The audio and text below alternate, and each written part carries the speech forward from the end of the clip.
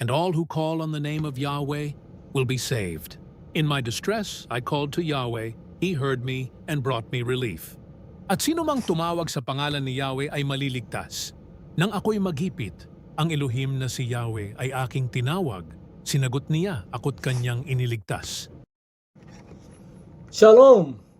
Bakit maliligtas ang lahat ng tumatawag sa pangalan ni Amang Yahweh at ni Rabbi Yahshua? Ating babasahin sa 1 Juan chapter 2 verse 27.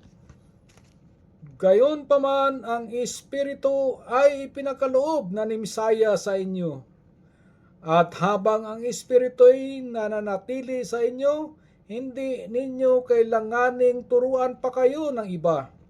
Ang Espiritu ang nagtuturo sa inyo tungkol sa lahat ng bagay. Lahat ng itinuturo niya ay totoo at walang bahid ng kasinungalingan.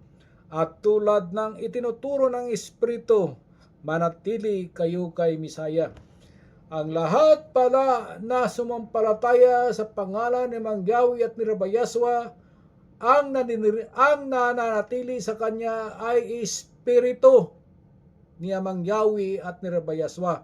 At hindi na kailangan na turuan pa ng ibang tao dahil ang magtuturo sa kanila ay ang Espiritu ni Amang Yahweh at ni Rabbi Yahshua, mga kapatid, mga followers.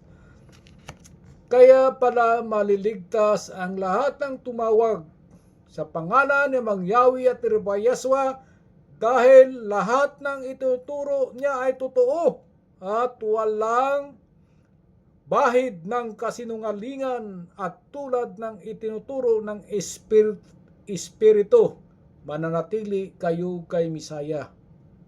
Napakaganda tingnan, mga kapatid, ang tumawag sa totoong pangalan para sa kaligtasan.